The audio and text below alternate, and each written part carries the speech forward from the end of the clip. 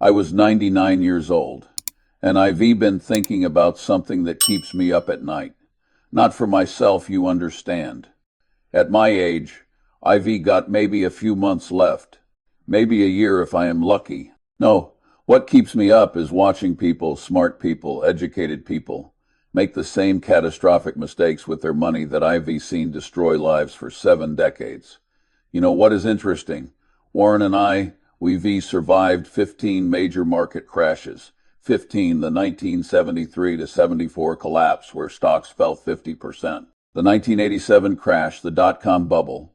The 2008 financial crisis that nearly took down the entire global banking system. The 2020 COVID panic. And every single time, every single crash, we watched the same tragedy unfold.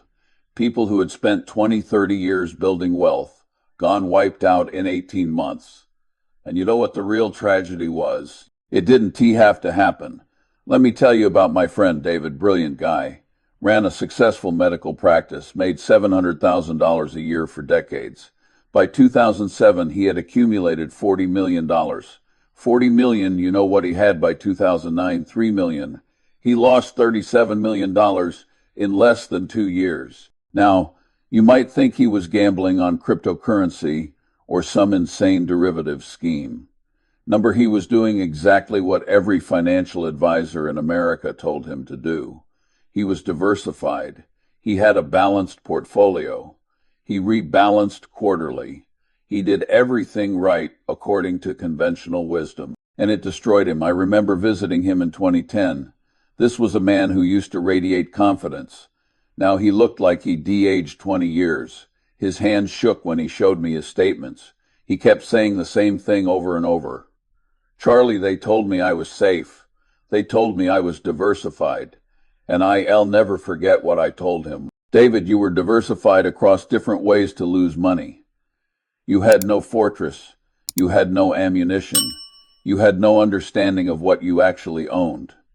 That conversation haunts me because I see it happening again right now. In 2023, the signs are all there. The exact same patterns I've seen precede every major crash in my lifetime. And I know, I can see it as clearly as I see my own hand, that sometime in the next few years, maybe 2025, maybe 2026, we're going to see another crash. And millions of people are going to lose everything because they don't understand the 4 fundamental asset types that Warren and I have used to not just survive crashes, but to profit enormously from them. Now, before I tell you what these 4 assets are, I need you to understand something crucial about how Warren and I think. Most people, when they think about investing during a crash, they ask the wrong question. They ask, how do I get rich during a crash? That is not our question. Our question is completely different. We ask, how do I make absolutely certain I don't go broke during a crash? It is the difference between trying to be smart and trying to not be stupid. And let me tell you, over 75 years of investing, I have learned that consistently not being stupid will make you far more money than trying to be brilliant. I learned this lesson the hard way back in 1962. I was running a small investment partnership, and I thought I was pretty clever. I found this company trading at a huge discount to book value. The numbers looked fantastic. I put 30% of the partnership's capital into this one stock, 30%. You know what happened? The company's management turned out to be crooks. The stock went to zero. I lost nearly a third of my investors' money in a single investment. I remember the shame of having to call each investor and explain what happened. One of them, an older gentleman who trusted me with his retirement savings, he didn't yell, he didn't curse. He just said very quietly, Charlie, I thought you were smarter than this. That hurt worse than any anger could have. That is when I started thinking differently. I started asking what would have prevented this disaster. And the answer was being smarter about picking stocks. The answer was having a system, a fortress, that made it impossible for any single mistake to destroy me. That is when Warren and I started developing what I am going to share with you now. The first asset, and this is going to sound crazy to most of you, is cash. Now, I can already hear what you are thinking. Charlie, cash doesn't grow. Inflation eats it away. Why would I hold cash? And you are right. Cash is a terrible long-term investment. But here's what you are missing. Cash isn't an investment. Cash is ammunition. Let me paint you a picture. It is October 2008. Lehman Brothers just collapsed. The entire financial system is in free fall. The stock market is down 40% and falling. Every bank on Wall Street is on the verge of bankruptcy, and my phone rings. It is Lloyd Blankfein, the CEO of Goldman Sachs, one of the most powerful financial institutions in the world. And you know what he is calling to ask me? He is calling to beg Berkshire Hathaway for $5 billion. Goldman Sachs, with all their brilliant MIT PhDs and their sophisticated risk models, is calling a 90-year-old guy in Omaha begging for cash. Now, why could I help Goldman Sachs when they couldn't help themselves? Because Warren and I had $40 billion in cash, just sitting there, while everyone else was fully invested, while everyone else was leveraged up, while everyone else was scrambling and panicking and selling at fire. Sale prices to raise liquidity, we had cash. And that cash gave us power. $40 billion is a nice pile to sit on when the world is on fire. So I didn't just give Goldman $5 billion. I gave them $5 billion on my terms, 10% annual dividend, plus warrants to buy more stock at $43.15 per share. You know what those warrants were worth 5 years later? $3 billion. We made over $3 billion from those warrants alone, not counting the dividends. That is what cash does during a crash. It gives you the ability to act when everyone else is paralyzed. It gives you negotiating power when everyone else is desperate. But here is the key. You have to have the cash before the crash. You can build a fortress when the barbarians are already at the gate. I keep 20 to 30% of my investable assets in cash and short-term treasury bills. Always, people think I am crazy. They say, Charlie, you are missing out on gains. And they rewrite in a raging bull market, I am going to underperform. But you know what? I don't care. I've learned over 99 years that missing an opportunity to get richer doesn't bother me. What bothers me is the risk of going broke when I am too old to recover. Let me tell you exactly how I think about this. Right now, in 2023, the stock market is expensive by almost every metric I look at. The Buffett indicator, which measures total market capitalization relative to GDP, is near all-time highs. Corporate profit margins are elevated and likely to compress. Interest rates, which spent a decade near zero, are rising fast. These are not conditions that make me want to be fully invested. These are conditions that make me want to accumulate ammunition for what is coming. So here is what I do. I keep my cash in treasury bills with staggered maturities. 3-month bills, 6-month bills, 1-year bills. I ladder them so I always have cash coming available. And I wait. Now, waiting is perhaps the hardest thing for an investor to do. It is boring. You feel like you are not doing anything. But let me tell you something I've learned. In investing, doing nothing is often the most important thing you can do. The second asset, and this is where most people start and stop, is high-quality businesses. But I need you to understand what I mean by high quality, because it is completely different from what most people think. Most people think diversification means owning 100 different stocks. That is insane. That is not diversification. That is DI. Worsification, as Warren says. You can possibly understand 100 different businesses. What you are really doing is guaranteeing yourself mediocre results. When I say high quality business, I mean something very specific. I mean a business with what Warren and I call a moat, a sustainable competitive advantage that protects it from competition. And this moat can just exist today. It has to be durable. It has to last decades. Let me give you the perfect example, Coca-Cola. I remember when Warren bought Coca-Cola in 1988. People thought he was insane. They said, Charlie, Coke, that's too expensive. The PE ratio is 15. You can find cheaper stocks. And they were right. You could find cheaper stocks, but could you find a better business? The Coca Company had something that cannot be replicated at any price. They had a brand that was recognized by 94% of the human beings on planet Earth. They had relationships with millions of retailers in every country on the planet. They had a distribution system that took over a century to build. You could give me $100 billion and tell me to compete with Coca-Cola, and I couldn't do it. That is a moat. Now, here is what happened when Warren bought that Coca-Cola stock in 1988. The dividend was 33 cents per share. Today, in 2023, that same stock pays over $2 per share in dividends.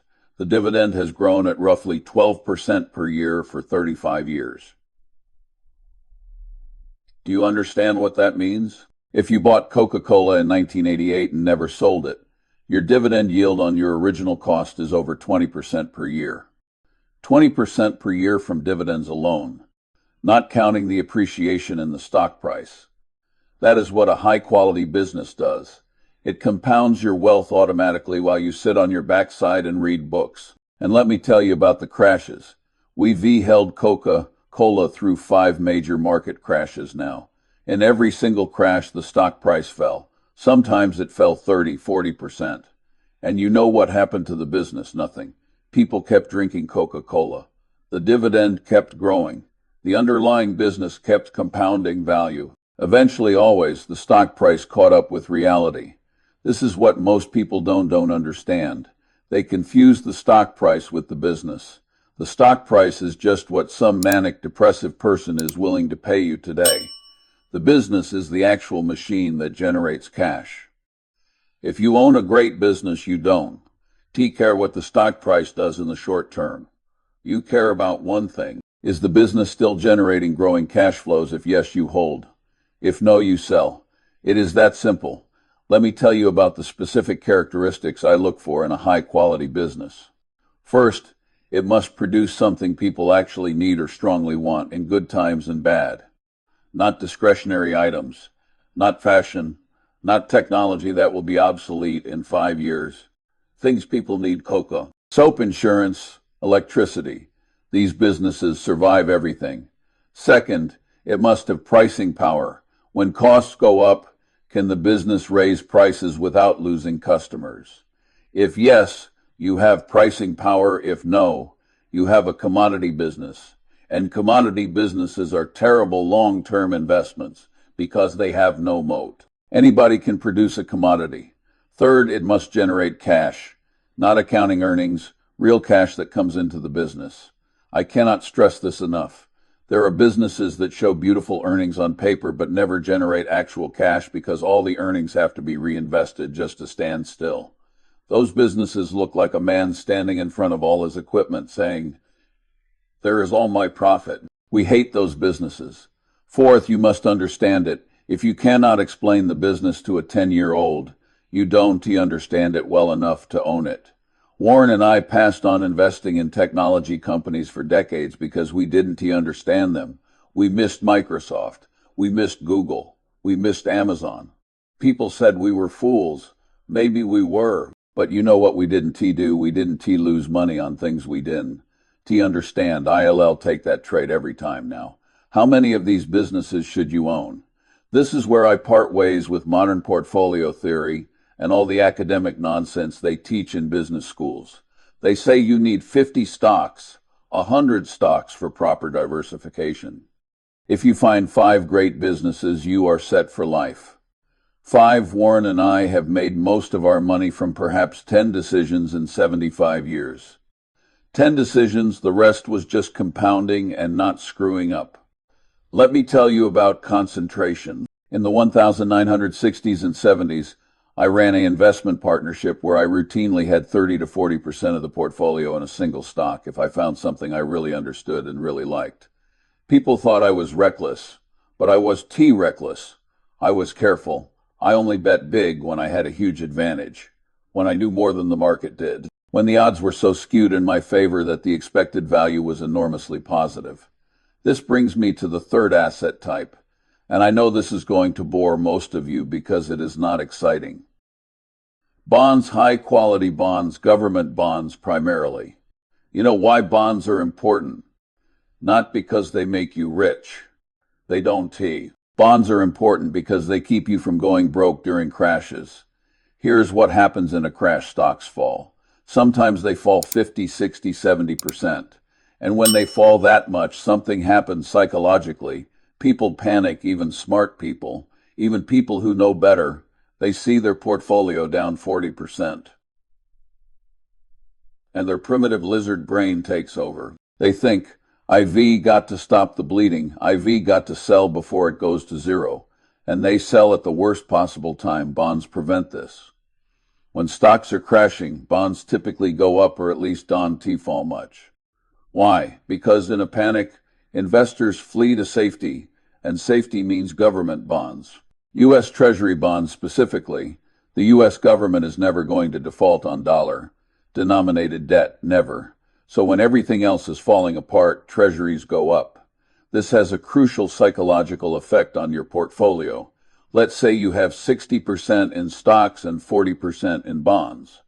Bonds go up 10%, your total portfolio is down 26% instead of 50%. That is the difference between panic selling and staying rational.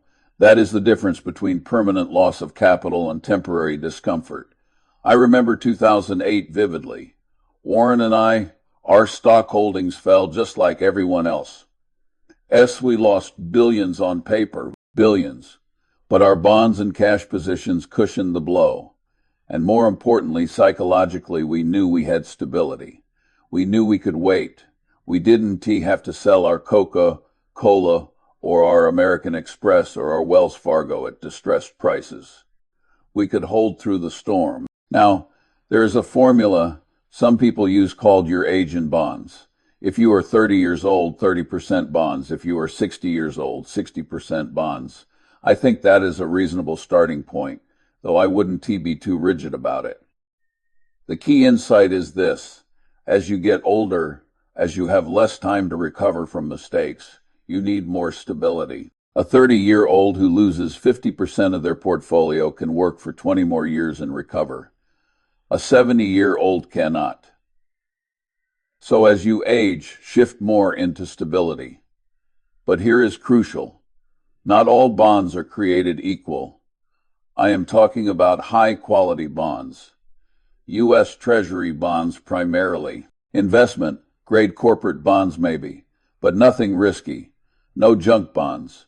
No exotic structured products. During the 2008 crash, supposedly safe AAA-rated mortgage bonds went to 0. People who thought they were being conservative lost everything. So when I say bonds, I mean boring, safe, government-guaranteed instruments. The fourth asset type is the one most people never think about, but it is perhaps the most important psychologically: real assets, physical assets that have intrinsic value, things that cannot go to zero. Land, farmland specifically. Productive businesses that you own outright, not just stocks, but actual operating companies. Let me tell you why I love farmland. I own several thousand acres of farmland in California, and I love it for a very simple reason. The land is going to be there no matter what happens. The stock market can crash. The dollar can inflate. Banks can fail, but the land is still there. Still producing crops, still generating rental income from the farmers who work it.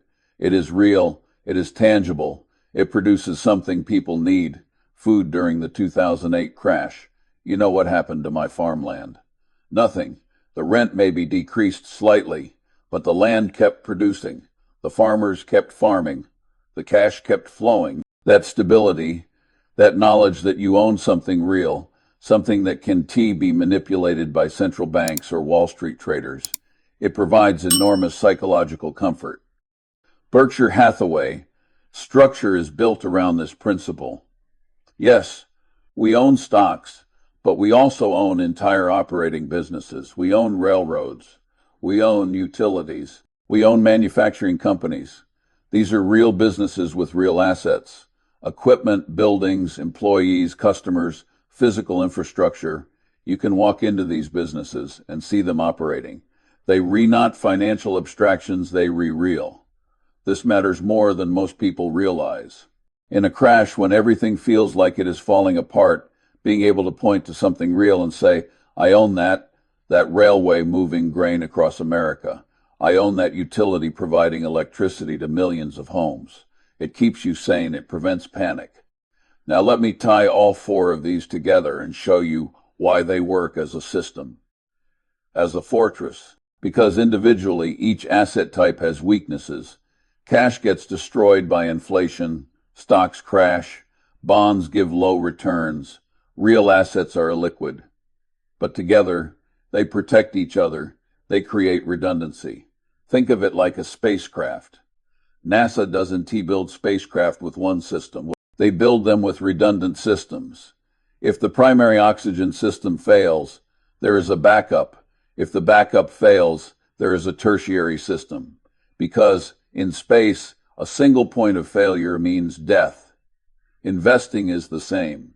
If your only asset is stocks and stocks crash, you are finished. But if you have four different asset types that respond differently to different conditions, you can survive anything. Let me walk you through exactly what happens during a crash when you have this four-asset fortress. Let's say it is 2026. The market crashes. We use realistic numbers based on what I am seeing right now in 2023. Stocks fall 50%. Your high-quality businesses, because they high quality, maybe fall only 40%. Your bonds go up 15%. Your real assets stay flat. Your cash is still cash. So let's say you started with $1 million, 400,000 in stocks, 300,000 in bonds, 200,000 in cash, 100,000 in real assets. After the crash, your stocks are worth 240,000. Your bonds are worth 345,000. Your cash is still 200,000. Your real assets are still 100,000 total, 885,000. You lost 11%. Meanwhile, your neighbor who followed conventional advice had his entire million in a balanced portfolio of stocks and bonds. 60-40, his stocks fell to 300,000. His bonds went to 460,000 total, 760,000. He lost 24%. But here is where it gets interesting. You have 200,000 in cash. Stock prices are down 50%. High-quality businesses that you wanted to own but could afford before are now on sale. Coca-Cola, let's say, fell from $60 to $30. You take your 200,000 in cash and buy more Coca-Cola at $30. Now you wait. 3 years later, the market has recovered. Coca-Cola is back to $60. Your 200,000 is now worth 400,000. Plus, you've been collecting dividends the whole time. Meanwhile, your neighbor who had no cash, who couldn't buy anything, he is just back to even. You are way ahead. This is exactly what Warren and I did in 2008 and 2009. We had cash. Goldman Sachs, $5 billion at terms that made us $3 billion in profits. General Electric, $3 billion. Bank of America later, $5 billion that turned into $20 billion. We didn't make that money because we were smarter than everyone else. We made it because we had ammunition when everyone else was out of bullets. Now, I need to address something that I know is bothering some of you. You are thinking, Charlie, this sounds too conservative. If I keep 30% in cash and bonds, I am going to miss gains. And you are absolutely right. In a bull market, you will underperform. From 2009 to 2021, a period of one of the longest bull markets in history, people who were fully invested crushed my returns. They made 15-20% a year. I made maybe 10. They thought I was a senile old fool leaving money on the table. But here is what happened in 2022. The market fell 25%. My portfolio fell 7%. Suddenly I am not looking so senile anymore. And now if we get the crash I am expecting in 2025 or 2026, while everyone else is down 50% and panicking, I be down 15% and buying. That is when I make my money, not in the bull market. In the crash, you see, most people have this exactly backward. They think you make money in bull markets. You don't. Bull markets are when you accumulate ammunition. Bear markets are when you make money. I learned this lesson in 1973 to 74. I went into that crash with cash and positions in wonderful businesses that I understood. Yes, my portfolio fell, but I kept buying, kept accumulating. And when the market recovered in 1975 and beyond, the money I deployed in 1973 to 74 multiplied 5, 10, 20 times over the next decade. Let me tell you about the psychology of crashes, because this is what destroys most people. It is not that they don't know what to do intellectually. It is that they can control their emotions. I've watched this happen hundreds of times. Smart people, educated people, successful doctors and lawyers and engineers who built significant wealth. Then a crash comes and they panic. Here is what happens first: denial. This is just a correction. I'll bounce back. Then bargaining. If it just gets back to where I was, I'll sell and never invest again. Then anger. How could I be so stupid? This is rigged. Then depression. I've lost everything. I am ruined. Finally, capitulation. Just sell everything. I can take it anymore. And they sell at the bottom. The 4-asset fortress prevents this psychological collapse. How? By giving you stability and options. When stocks are falling, you look at your bonds and cash. They restable. You are not bleeding to death.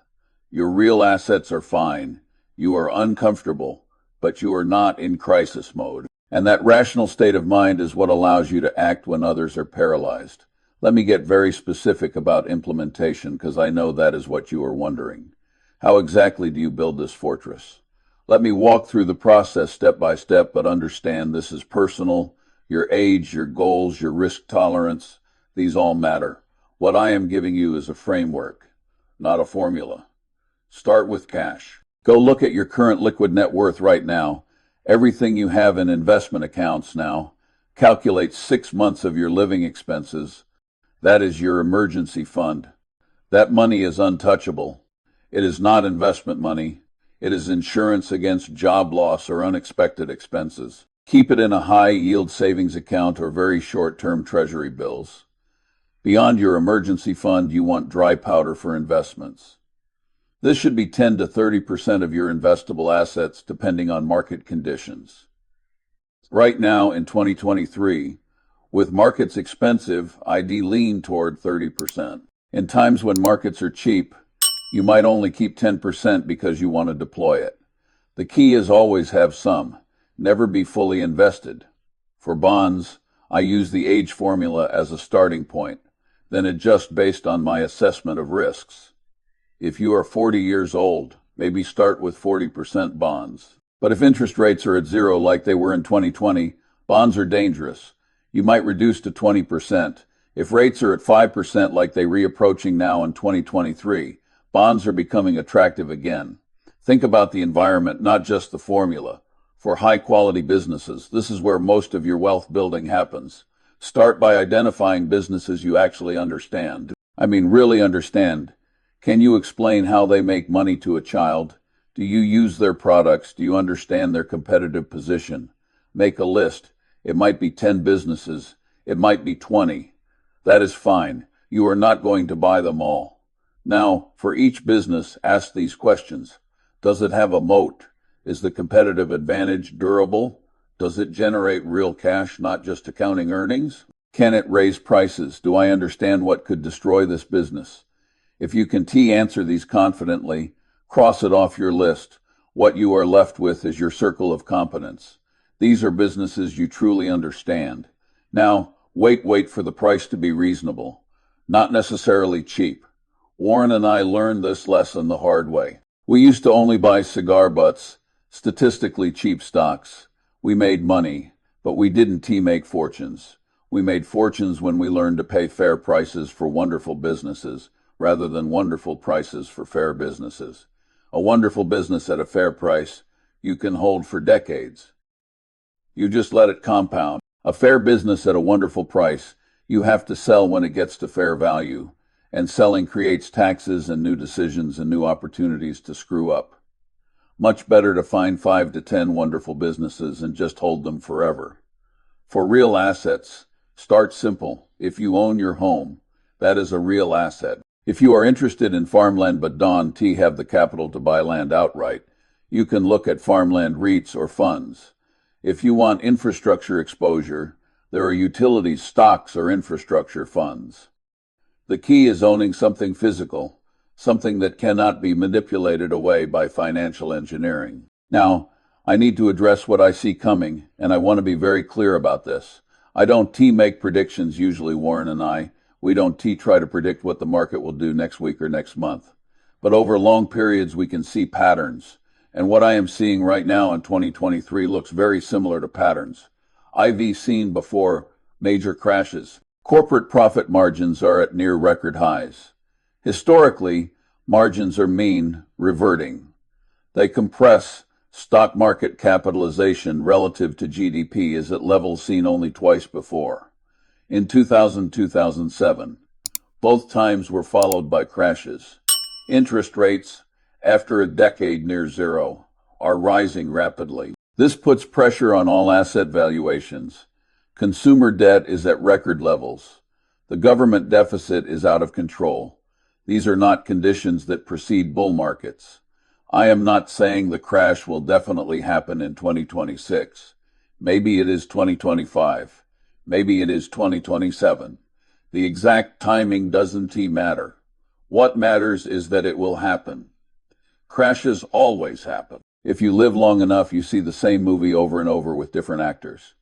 And when this crash comes, it is going to hurt. It is going to hurt a lot of people who think they re-prepared but aren't. The difference between going through this prepared and unprepared is the difference between discomfort and disaster. If you build the 4-asset fortress now while things are calm, when the crash comes, you'll be uncomfortable but fine. If you wait until the crash is happening to prepare, you are too late. You can build a fortress when the barbarians are already inside the walls. Let me tell you what I am doing personally. I am 99 years old. I have more money than I could spend in 10 lifetimes. I don't need to take risks, but I am still following the same principles I've followed for 75 years. I am holding 30% cash and short-term treasuries. I own wonderful businesses, Coca-Cola, American Express, Apple, Berkshire Hathaway, operating companies. I own bonds. I own real assets through Berkshire. Ownership of utilities and railroads. This portfolio has survived 15 crashes. It will survive the next one. If you are younger, if you have decades ahead of you, you can be more aggressive with your stock allocation. But never abandon the fortress principle. Always have cash. Always own quality. Always have stability. Always have something real. These 4 asset types working together. They create anti-fragility. They get stronger during chaos. I've been asked hundreds of times over the years, Charlie, what is your secret? What is the one thing that made you rich? And people are always disappointed with my answer because there is no secret. There is no magic formula. It is just this: avoid stupidity, save consistently, invest in quality businesses you understand. Keep cash for opportunities. Don't panic in crashes. Wait, compound. Do this for 40 or 50 years, and you'll be wealthy. But people don't want to hear that. They want the secret, they want the shortcut, they want to get rich quick.